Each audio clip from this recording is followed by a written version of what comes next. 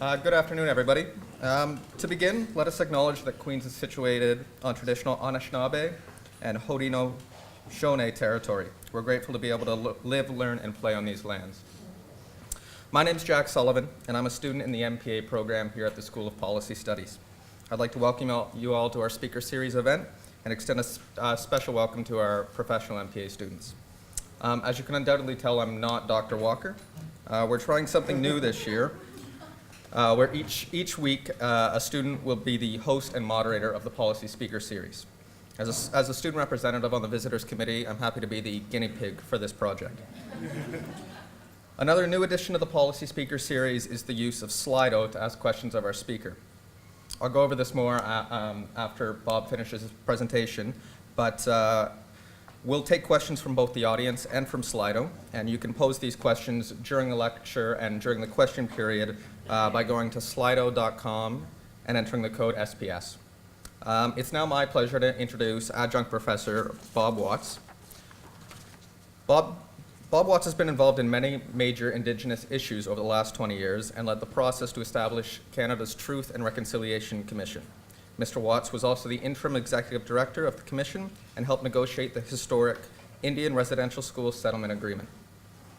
His current activities include working with Mediate BC to recommend ways for Aboriginal communities to respond to changes in the Canadian Human Rights Act and working with the siting process with the Nuclear Waste Management Organization. Mr. Watts is also a former CEO of the Assembly of First Nations and is a former Assistant Deputy Minister for the Government of Canada. He's a graduate of the John F. Kennedy School of Government and is a fellow at Harvard Law. Mr. Watts is from Mohawk and Ojibwe ancestry and is a member of the Six Nations Reserve. Please join me in welcoming Bob Watts.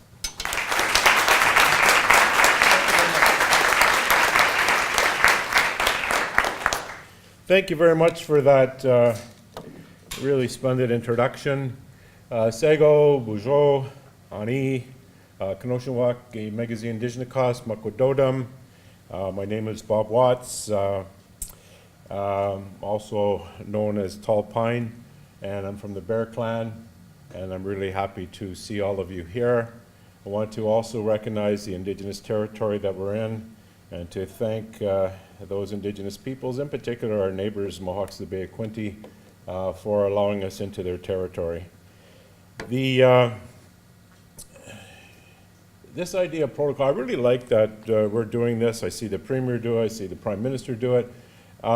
This was actually one of the calls to action from the Truth and Reconciliation Commission, is to understand the traditional territory that you're in, the peoples of that territory, and to recognize that in terms of work that you're doing. And we've seen that in a really amazing way in 2010 when Canada hosted the Winter Olympics in Vancouver. And there was 4 host First Nations that were part of welcoming the entire world to Vancouver and the Indigenous territory that Vancouver sits on. And it was a significant time for Indigenous people. The International Olympic Committee actually recognized those 4 host First Nations as nation states, and which was amazing all in itself.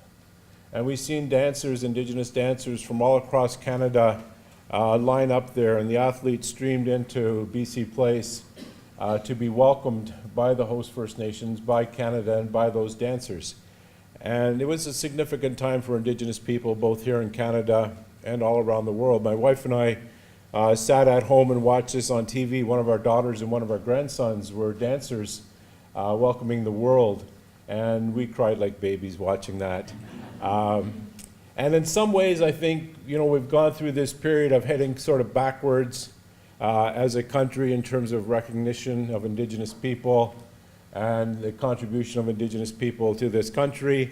And more lately, we've seen a bit of a shift in that in terms of Canada's recognition of the UN Declaration of the Rights of Indigenous People and acceptance of all 94 calls to action from the Truth and Reconciliation Commission.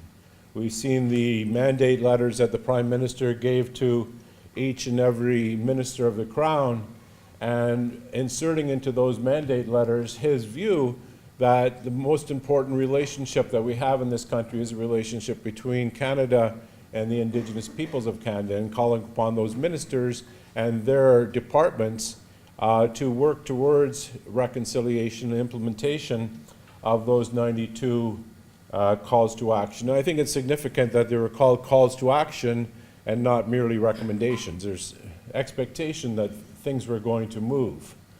I have a presentation I want to go through. How much time do I have, Jack? About half an hour, 25 minutes. Half an hour, 45. That's usually when I take my first breath. So we may have a bit of a challenge here. But I'll try to abide by that because I want to be able to engage with all of you in terms of questions that you may have. Yesterday I was in Ottawa doing an Aboriginal awareness course with a particular focus on reconciliation with about 40 senior managers from a federal department. And we went through, much like I do in the course that I teach here on reconciliation, some history of Canada with particular focus on residential schools as sort of laying a foundation for why are we talking about reconciliation, and why is reconciliation important? Why are we in this reconciliation era?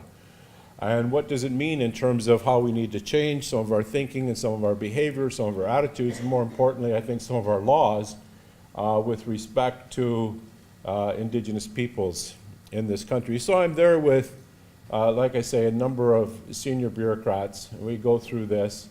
And at the break, one of the gentlemen comes forward. He said, I want to talk to you about John Ralston Saul's book, A Fair Country.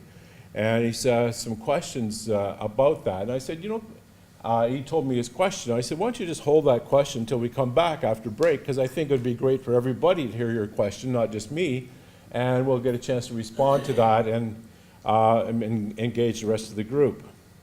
So after break, he asked me this question about Saul's book, and as he's asking the question, he starts crying. And I had an eagle feather with me, and I gave him my eagle feather to hold on to.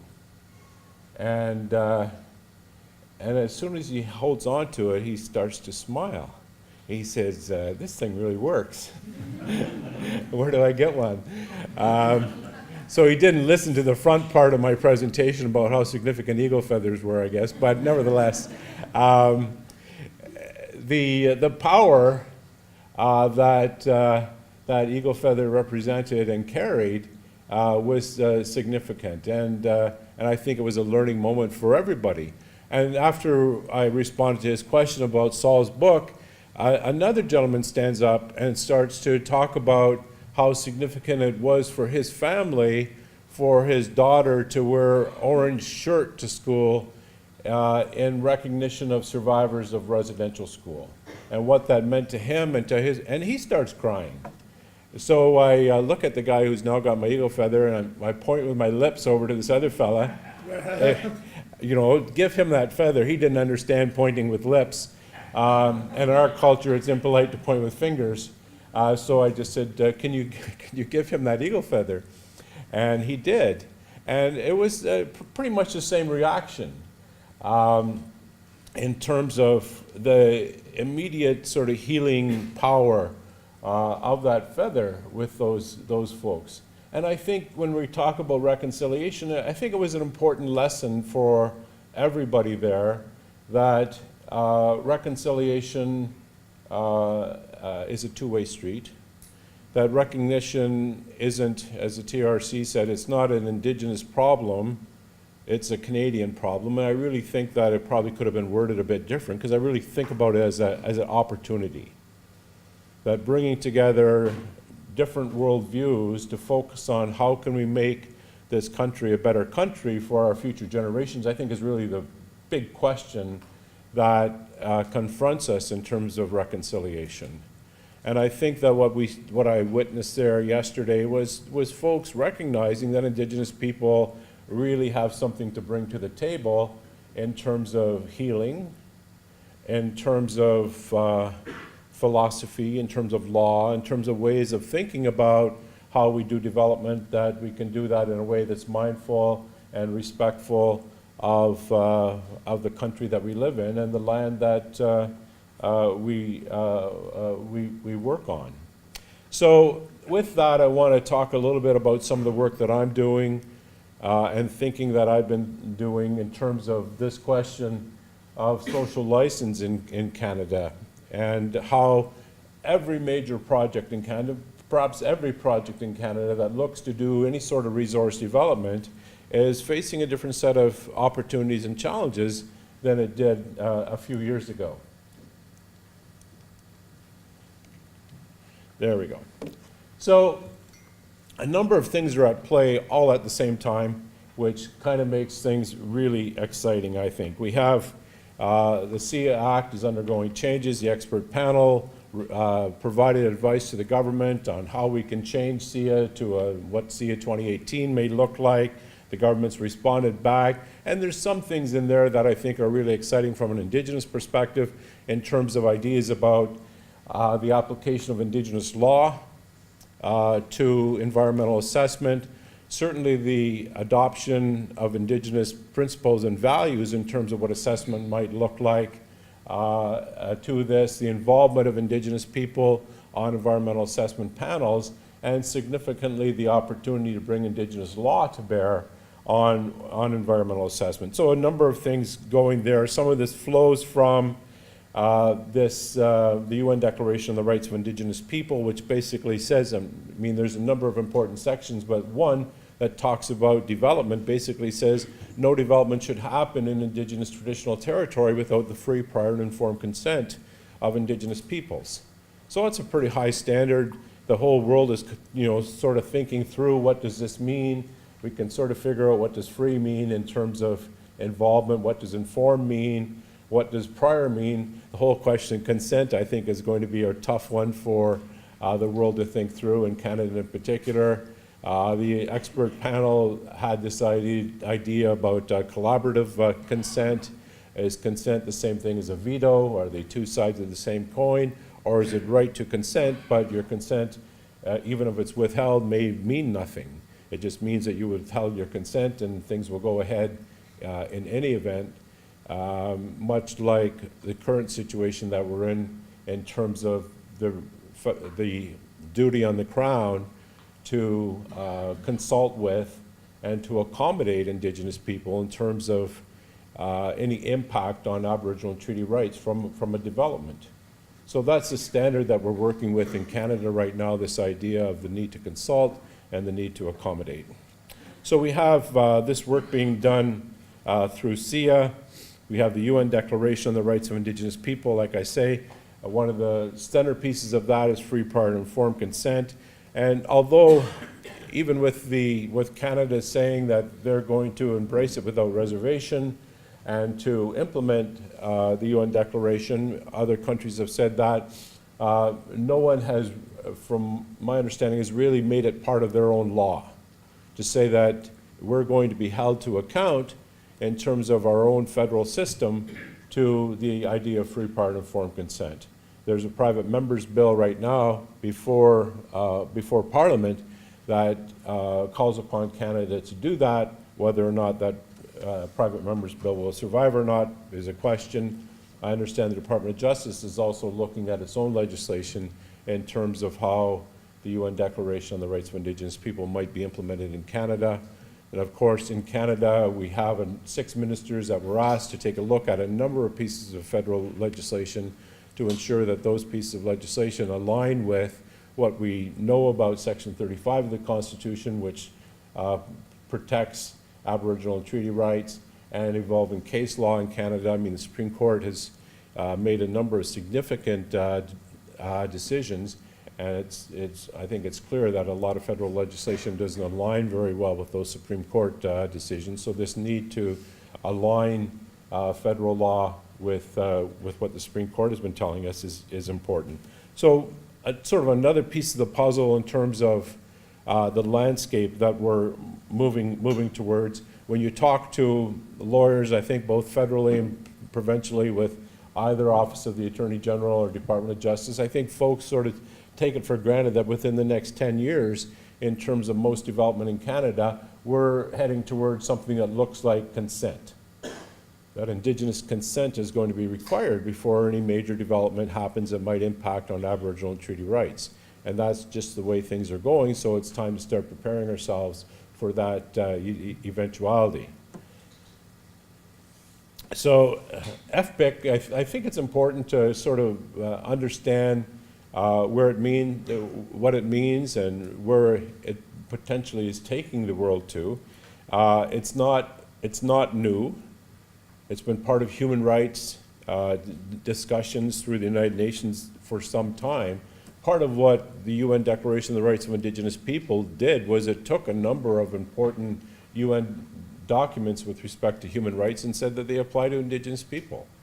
There's a bit of a question, I think, prior to that, is whether or not these human rights declarations and documents apply to Indigenous people. And it said, yeah, they do, and it applies to Indigenous people both individually and collectively, which is an interesting innovation in terms of human rights.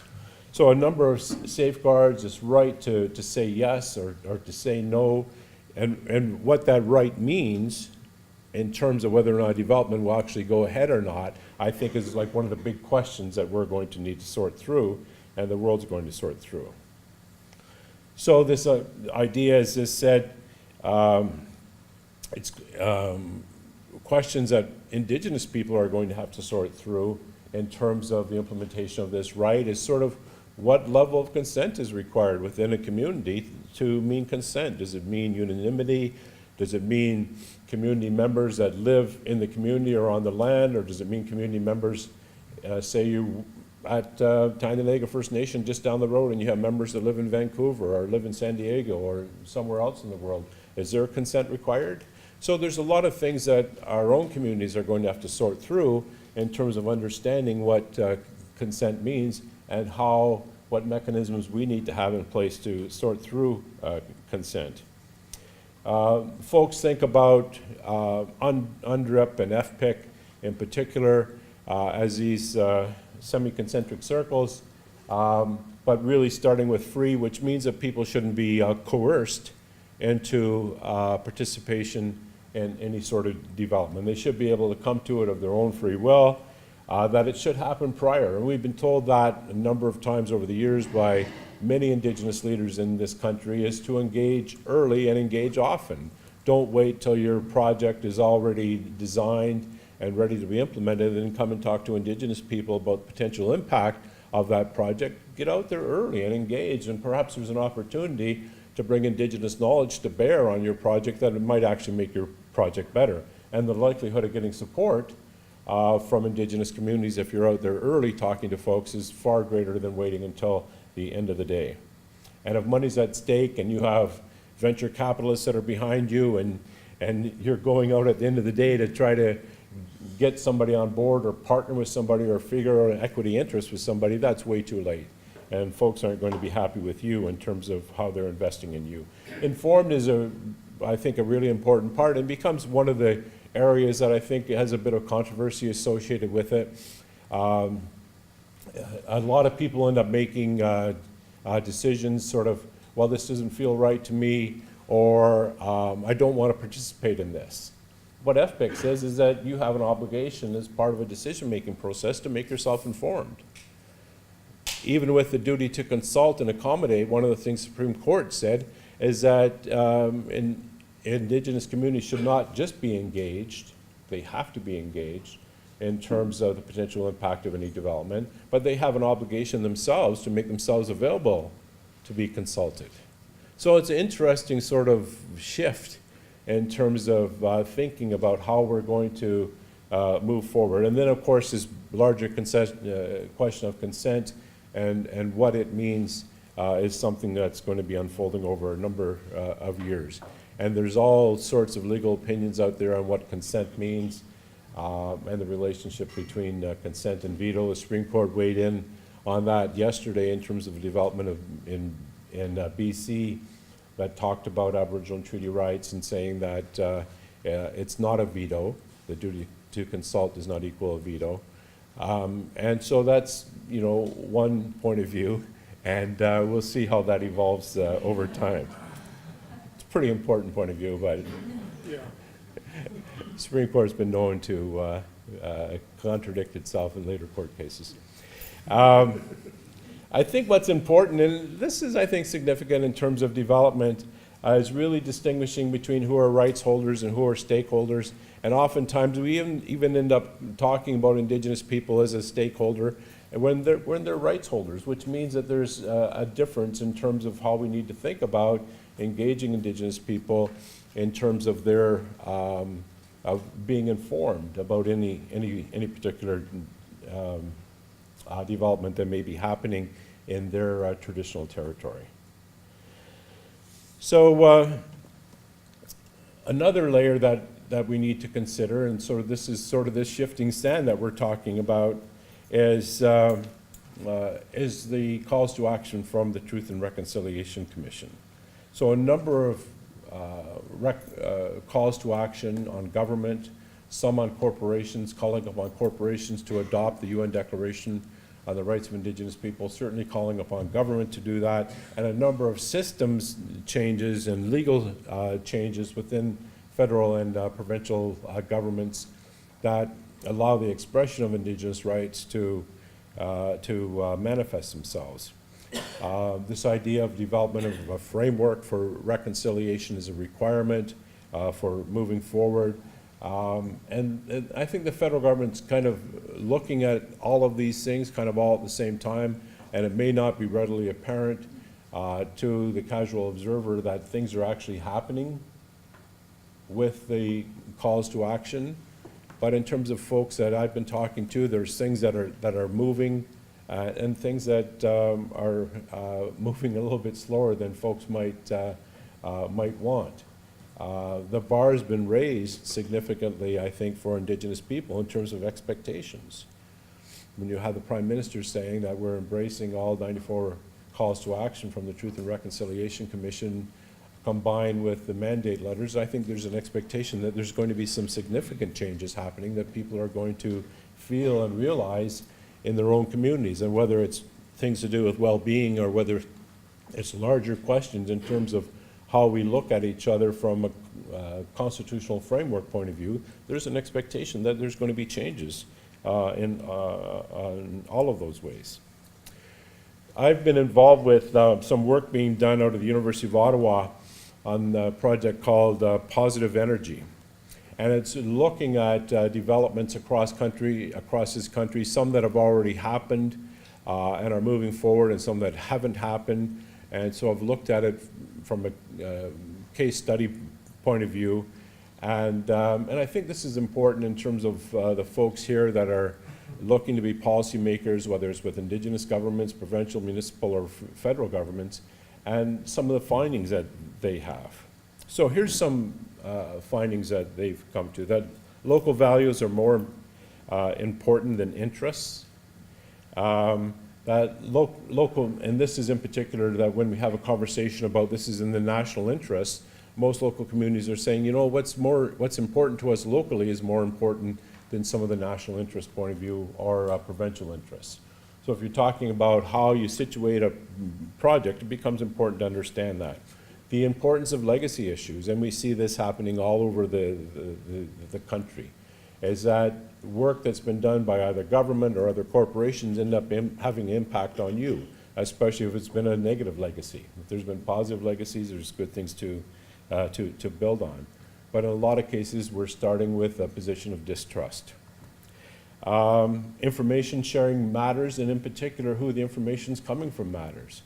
That there's a general distrust of government, general distrust of proponents. So if you say, like, who out there can help validate the science or the technology or some of the understandings behind some of the projects that are going forward, it becomes really tough to sort through who are some of those neutral voices that folks can figure are reliable to be able to look at that information and say that's sort of information that makes sense to me in terms of making a decision. And of course, the involvement of local authorities. Far too often we've seen projects happen where it's either the provincial government or federal government working with corporations saying this is going to happen. Municipalities are left out, Indigenous peoples are left out, other folks that may be in parts of the country where there's not sort of firm municipal or Indigenous structure in place end up being left out, and folks are having projects imposed upon them. So one of this project talks about the horses, the elephants, and the sitting ducks. And so, and I really like this, actually. So what horses talk about are social values, change. Elephants are sort of all the big policy gaps that we have, and the sitting ducks are policy makers, proponents, and folks, and a lot of this was focused on energy. So one of the things it says about the horses is there's been a lot of fundamental changes, and in terms of how we think about things and some of the structures that we put in place as a country haven't really caught up with the fact that the horses have left the barn. So generally what we're finding through these studies is a decline of trust, decline of deference, increasing preoccupation with risk, democratization of decision-making, sort of the expectation that everybody's going to be involved in this.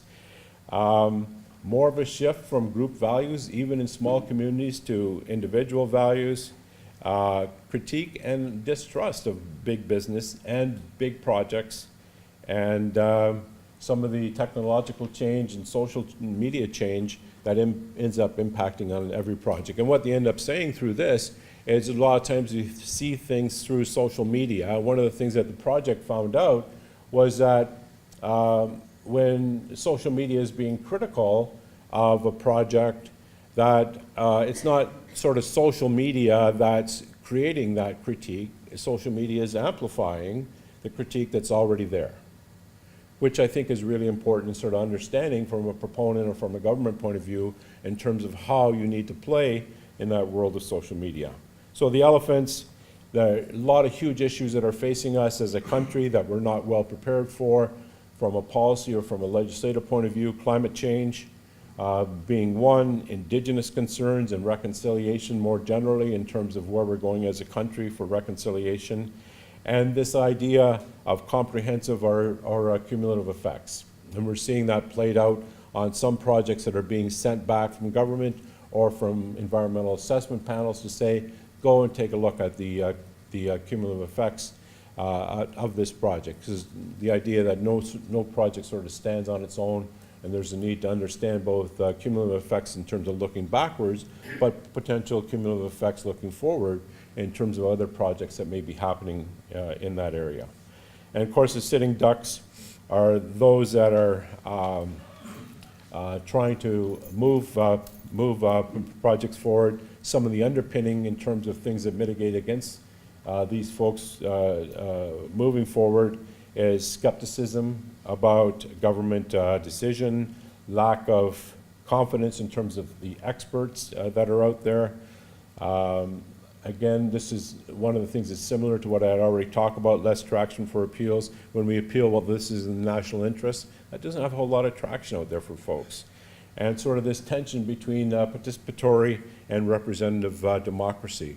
I've seen this in one of the projects that I'm working with. I met with a number of regulators across the country, and we were talking about this project, this nuclear project, and we said, you know, we've already decided as a project that we're not going to go ahead with this project unless we have the consent of Indigenous communities that are going to be impacted. And the regulators were saying, well, you can't do that. Well, it's too late, it's already done. And they said, you know, that's really taking up our space as a regulator, that we live in this participatory democracy. We put institutions in place to represent Canadian values, and we should be the ones that are deciding that. And I said, you know, maybe you folks should be the one that are deciding whether or not the correct balance in terms of environment and economy are being represented, and some of those things are represented. What we're talking about is the role of community in terms of being a decision maker, not deciding on sort of whether or not some of the technical merits make sense or not, but ensuring that communities are involved in the decision-making process. So there's that tension out there, this preference for small and locally owned projects, and again, this perception of risk actually trumps in many ways what the reality of risk are. So a lot of tensions. So what do we do with all this? One of the things that we're seeing again is the way the expert panel weighed in on this and trying to balance a lot of the things that I just talked about through those slides. One of the things that we're seeing more and more is the incorporation of Indigenous knowledge and Indigenous law into an Indigenous jurisdiction into projects. The involvement of local and Indigenous peoples locally in terms of both planning, project review, monitoring early on, and a more comprehensive and holistic framework for impact assessment. And again, this idea of collaborative consent. So there's some response to some of those realities that we see out there in terms of whether or not a project is likely to succeed or not. I don't think I'm going to spend a whole lot of time on this because there's not much time. So one of the things we end up thinking about, and I think that for a lot of the tools that we've developed as a country, we have some really good tools that help us think through those things that are simple and those things that are complicated. Where we're heading towards more and more, just given the number of things that I've identified in terms of potential ingredients that are going to be stirred into this mix of how we move forward in terms of developments in this country, it's becoming increasingly complex. And we need to develop tools to help us think through how do we deal with complex problems and complex situations. And we don't have a lot of good tools to be able to do that. Indigenous knowledge system is kind of, it floats really nicely in terms of complexity, understanding relationship between a number of different factors all happening at the same time. I know when I talk to elders and we talk about interconnectedness, they talk about things like the spider web and how that represents the different world systems and worldview out there that we're involved in. So, you know, something touches one part of the spider web, it has a corresponding output in some other part of the spider web. There's this great interconnectedness. When we say something like all of our relations, it talks about our connection to all of creation. Elders kind of think it's that I've talked to think it's really kind of funny that folks are talking about things like string theory and stuff like that, saying, "Oh yeah, we knew that centuries ago." That's that's the spider web. So where I'm working for a lot of my time, we've journeyed down this road of how do we marry, how do we interweave, how do we intertwine, and be respectful of different knowledge systems. We've developed an Indigenous knowledge policy that's going to impact on every bit of work that we do. We applied for a Genome Canada grant 2 years ago to look at the effect on a deep geological repository of microbes at a kilometer underground. And in that, we had part of our project was to figure out how can we bring Indigenous knowledge to bear on the study of microbial activity a kilometer in the ground.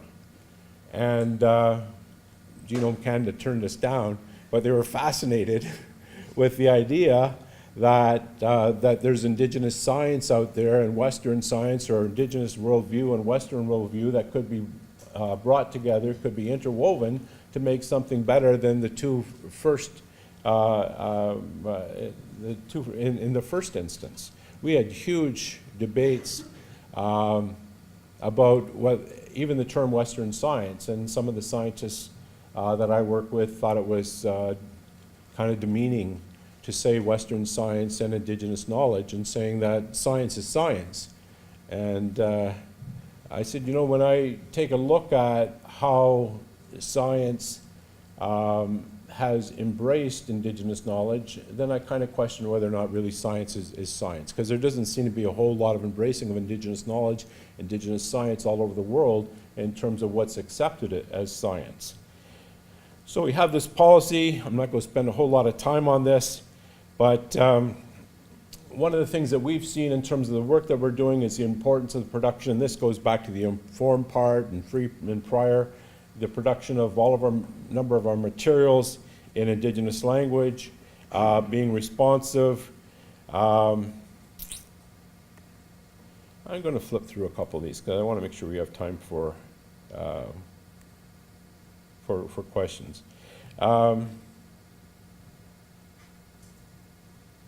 So I guess what I want to say, we've had the opportunity to actually exercise this policy with some of the communities that we're working with.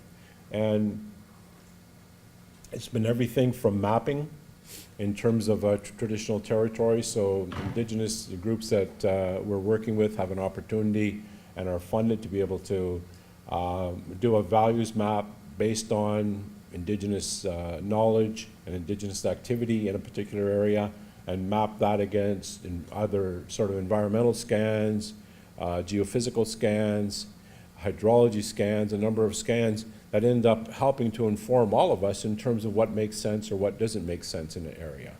Ceremony has been a huge part in terms of guiding work that we've done in one area in particular. We're doing some work in northwestern Ontario where one ceremony that's called Shaking Tent, which is, I don't know if there's a real hierarchy to ceremonies, but if there was, Shaking Tent would be a hugely significant ceremony.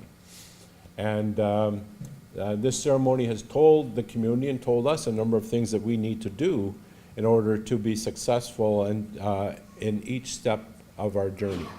Hasn't said that, yes, you can do this, or no, you can't do that in terms of final outcome, but it says, here's how we can learn together.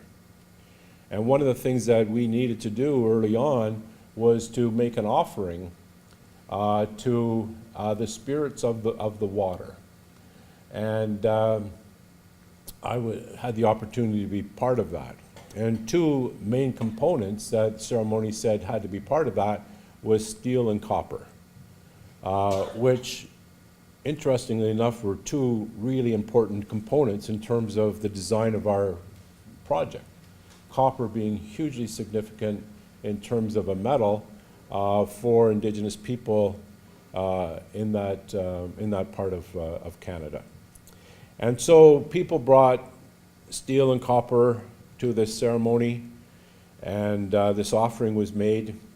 And I remember I was standing there with a couple of the elders, and one of them got really emotional. And I said, are you okay? And she goes, yeah. She goes, you know, the last time, and we had all these kids, school kids came to the ceremony, including kindergarten kids. And she said, you know, the last time we did this ceremony in this community, she said, I was one of those little kids. And so this journey has been really amazing in terms of witnessing sort of revitalization of some of ceremonies and ways of knowing and ways of doing that are significant to the community. A number of principles that guide our work, but starting with the idea that Indigenous people have a special relationship with the land and with all of creation, and bringing that understanding freely, if they want to share it with us, to the work that we're doing. And the need to be able to protect that knowledge in a way that is respectful of the community, and that the community agrees that that's a proper safeguard for that knowledge.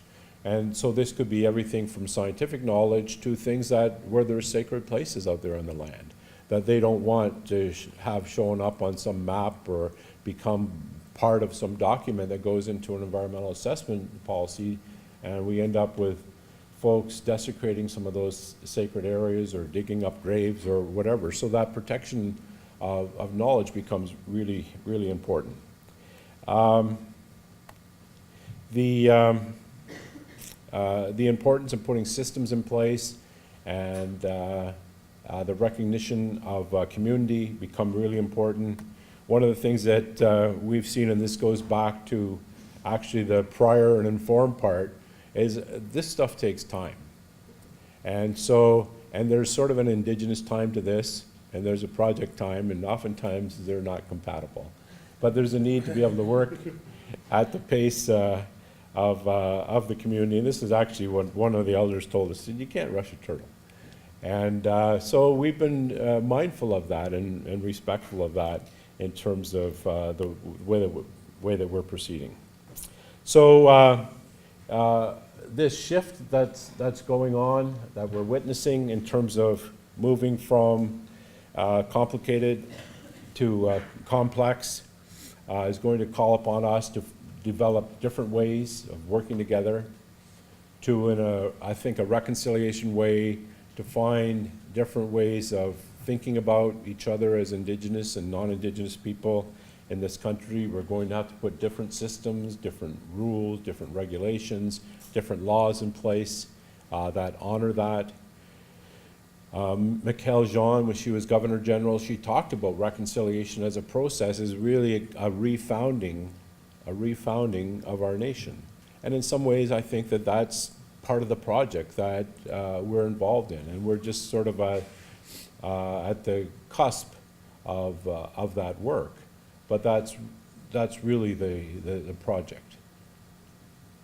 When we think about the act of confederating that was done here in Canada, Indigenous people weren't part of that. We've since made all kinds of treaties with each other. We had some treaties prior to Confederation, but Indigenous people weren't part of that bargain.